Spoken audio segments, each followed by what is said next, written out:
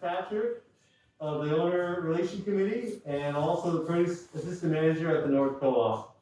I welcome you to the first series, and we're calling Co-op Community, Know Your Farmer, brought to you by First Alternative Co-op. Feel free to put your questions and any comments below, and we'll try to get to them all.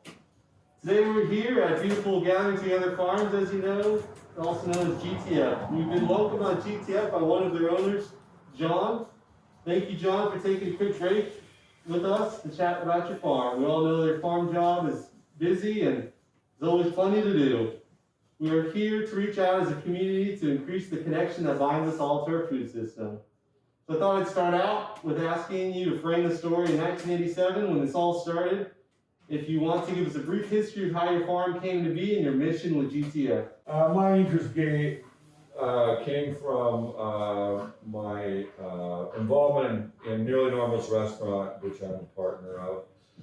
And at the time we were getting really bad produce, and for a vegetarian restaurant that's not a good scenario. So I became interested. I first got into growing some tomatoes, and then I ran into these other people that wanted to start a farm.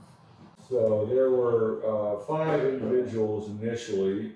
2 of them later went on to become inspectors and organic inspectors. Another one went on to do baskets, but my wife and I were part of that group. The first year we tried to do 5 people tried to do 20 acres. It was an unmitigated disaster. Next year my wife and I went down to 5 acres, and or maybe it was less than that. And we did a pretty good job with that. We made enough to keep going, and we've been building up the farm ever since. Cool. And the kind of the adaptation of where the name came from? The name came from the other individuals that were on the farm the first year. My wife was farming back in New Hampshire, where she's from, and she started the season with us and went back to farm the family land in New Hampshire. I went back to visit her. We still didn't have a name for the farm. The other 3 that were starting the farm were sitting around, and they threw the I Ching, and it came out Gathering Together. And they took that to be a sign that that should be the name, so that's where the name ever came from. It actually had, my wife and I had no input in it. But in the end, we sort of liked it. It spoke to how we hoped that we could work together as a team to produce food. Moving forward to 2020, what does the farm look like? Acres, percentage devoted to current crops, new exciting projects?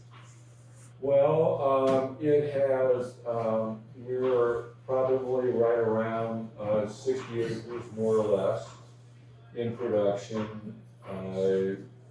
We have about 5 acres in tunnel. We are about 40 people on the farm right now, 35 to 40. We'll be getting a little bit slimmer than that going into winter, but we're a year-round farm, so the place keeps moving year-round, with the only exception being when we're underwater, and it slows us down. So. What percent would you say is currently, harvesting crops? I would guess that we probably have about 10 acres in overwintering crops in the ground, and we have a big cooler across the way that is completely full of roots that we've harvested for winter sale, and we have a lot of winter squash available to us that is already harvested. Cool. In general, what does 2020 taught you about local partnerships, working with local businesses such as First Alternative? Well, it's really good to have long-established relationships, and things go south. You have a solid relationship with other local businesses. It really helps to work through the problems that no one can foresee in a pandemic, or no one did foresee in a pandemic. It's certainly been good for us to have a diversity of people that we sell to, our local restaurant, and situation, which we, has been a big part of our business. If it didn't evaporate, it certainly would cripple. And, I think the first alternative has been, because of being a grocery store, it's probably picked up a little bit of that slack and really been able to help us weather the storm a lot better than if we were just out there on our own, going to the farmer's market.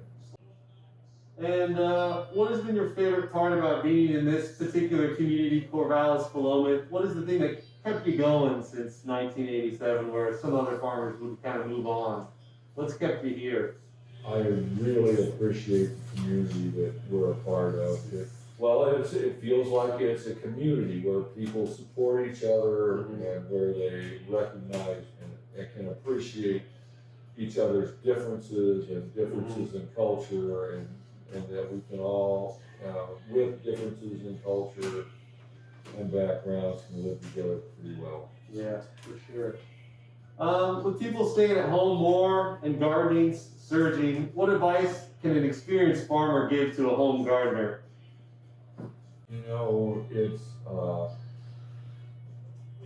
It's always a learning proposition, and Mother Nature will set you back inevitably. Yeah. But it'll also bring you around. I would say, it's good to start slowly, do a lot of reading, and feel good about failing, because even successful farmers, quote, successful farmers, will inevitably fail at crops.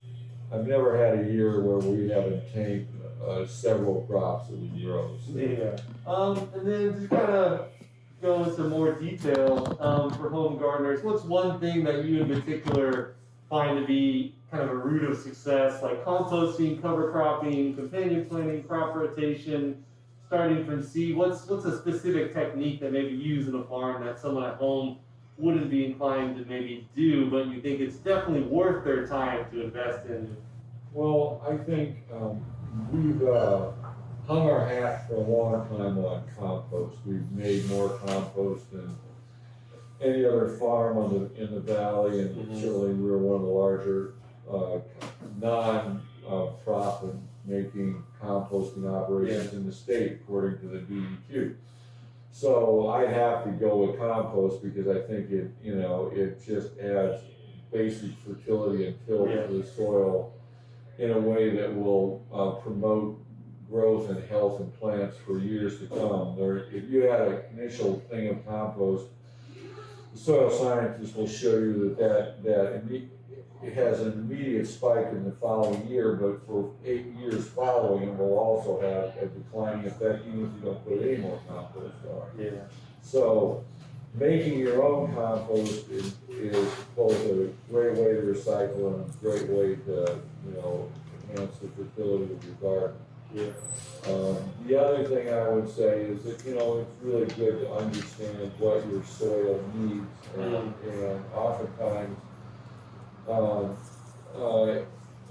there may be micronutrients or something that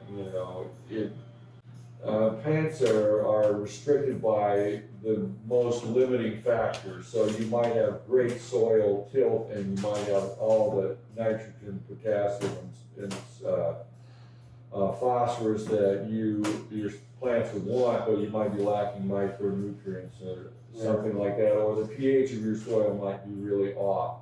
So it doesn't hurt to invest $30 on a soil test. Yeah, for sure. At least initially. What is one thing you did on the farm you're most proud of, or your biggest success that you could pass on to people? Well, I guess what I just say, what I'm proud of, I feel like I think we've been really innovative in the way that we've marketed our produce. That we've paid a great deal of attention to being known for high quality produce, but I think we've marketed in very tasteful ways and in ways that aesthetically people can appreciate. I think our farmers market presentations have always been really beautiful.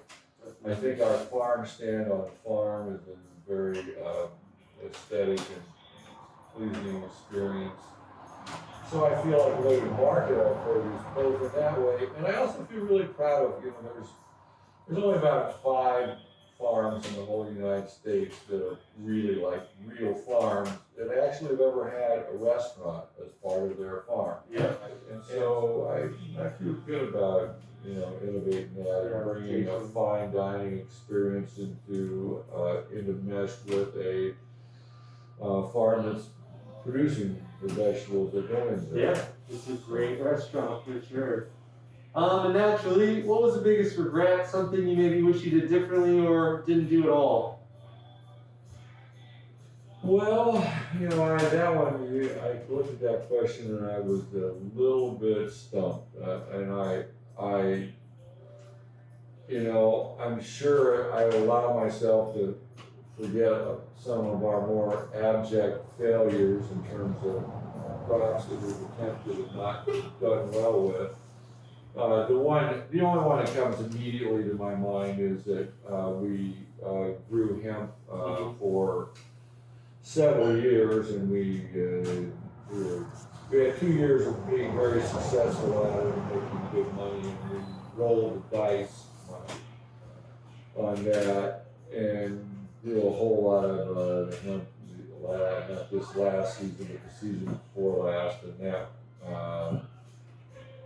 We still might sell it, but it's turned out to be, one of the biggest losers I've ever pulled the trigger on.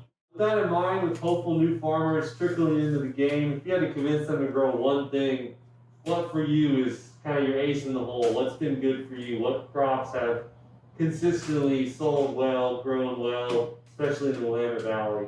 What's gone well for you? If you had to pin one crop that's been good. Year-round, green salad mix are probably the one thing that we count on being able to produce on a year-round basis. The mix changes substantially into winter greens, in the winter, and the more tender lettuces and stuff disappear from that mix. But it's something you can, if you're good at, pretty much produce year-round. And even without having hoop houses, because a lot of our winter mix actually doesn't come from inside a hoop house, it comes from out of the field. Yeah. But and I guess the other thing that's good about that crop is that if you have a failure, you're only 3 weeks or a month or 6 weeks in the middle of the winter out on being able to bring that crop back again with a new planting.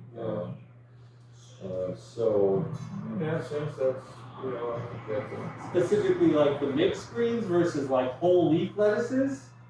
we've grown a lot. We grew a lot more whole leaf lettuce years ago, and the whole leaf lettuce thing, we still do it, but that was a hard one to manage because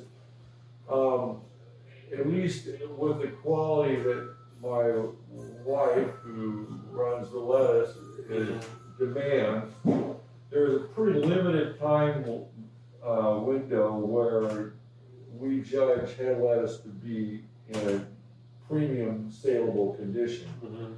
So you have about 10 days, and so we do plant it about every 10 days, but there's we experience more loss in head lettuce than we do almost any other crop because it's just so variable.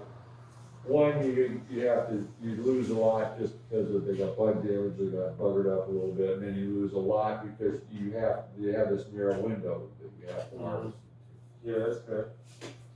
And last but not least, as we think about the future, we're all wondering, with Spring Hill and Denison passing the torch, what does GTF look like in 5 to 10 years? Well, that is a question that dominates my mind every day right now. My wife and I both would like to ease ourselves out of this farm, but we feel like there are there are a whole lot of people working on this farm that are committed to the farm and to what we do, and we feel like they have all of the skills that it takes to continue to run this farm successfully. I am trying to figure out how we could move these people into an ownership position in the farm, which is a little bit, well, it's definitely a dilemma because we're too small to become a ESOP or co-op. we're too small to be able to handle an ESOP. There's too much requirement and too much, you have to pay for the bookkeeping and stuff to run an ESOP. But I think there are other models out there that might provide us guidance. My hope is that we can get to something where the people who are living here have an ownership share in the farm, and that we can, my wife and I can fade into the background. Yeah, for sure.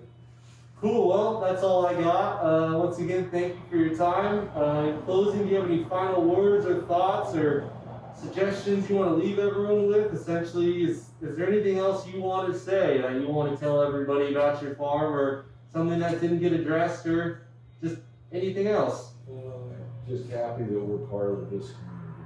We're happy to have you. I'm happy that we can provide the co-op with some of the great vegetables we have. Definitely. It's been a great partnership. Anyways, thank you so much for spending time with us today. Hopefully we'll be able to keep up with your questions below. And if not, feel free to send me an email, patrick@firstalternative.coop, where a person will do my best to try to answer those questions. We don't have a plan set for our next farm, but we hope to see you again soon. Have a safe holiday season, and as always, think locally, act globally, and vote with your dollar.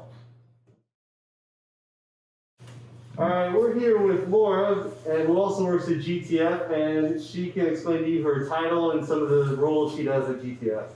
I'm the Farmers Market Coordinator at Gathering Together Farm. This is my 8th season at GTF.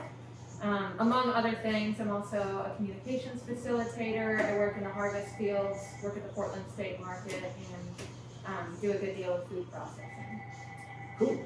And the first question we have is, at First Alternative Co-op, we try to be stewards of seasonality. However, sometimes it can be difficult to convince the consumer of the same.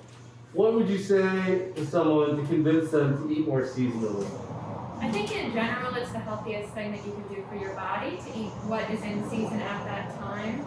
Whatever kind of ailments or changes in the seasons are coming your way, the food that is in season in your area is going to give you the types of nutrients that you need to stay healthy. I think also just on a personal level, I get bored of all the summer things, and what's so nice about being in this Mediterranean climate that we're able to eat food year round is that you can really change up your diet, preserve a little bit of the summer goods that you want, can your tomatoes so you can have it in the winter, but there's really so much amazing food that's available in Oregon, I think, all winter long that, why wouldn't we eat seasonally? Yeah. And on that, currently for GTF, what's in season? What are the kinds of things that people can expect to find at the co-op or elsewhere that really excite you? So many things. It's hard to choose just one. I think, all the winter squash varieties, kabocha, butternut, delicata, buttercup, all of those nice squashes. Specialty roots is definitely a huge category of food that I'm really excited about. Celeriac and sunchokes are probably two of my favorite things that I never knew existed before working here. And then as far as greens go, the kales and the collards and the chicories are just popping off right now because a lot of crops respond to cold temperatures by producing sugars, so that they can lower their freezing point, and their cells don't burst when the frost comes. So this is the best time of year to eat kale, the best time of year to eat chicory. You're not going to have that bitter effect. You're just going to have a super sweet, crisp, perfect. For sure, for sure. Cool, and if you had to pick one thing, what's your favorite, and what's kind of a quick cooking technique for that thing to kind of get the most out of that piece of produce? Yeah. You know, I would say something like celeriac and sunchokes. I'm gonna go with those specialty roots. I'm a really big breakfast person, Okay. and I love to make breakfast root hashes where you just dice up a bunch of roots together. You know, maybe a sunchoke, celeriac, a little bit of carrot for color, and you just saute a quick little hash. Have fried eggs on top, a little kimchi on the side, and the one magic secret that I told people during normal times when we had a vegetation station at the market is you really want to wait to salt until later in the cooking process when you're doing a hash. I didn't know That's that. what retains. If you salt it, it kind of draws all the water out, and it's more likely that it'll become kind of a mushy saute rather than these perfect little cubes that have a little char on the outside, creamy on the inside. So that one little trick, salt after, Cool. nice little root hash. That's a good technique. Yeah. Well, that's all we got for Laura, and thank you so much. Thank you.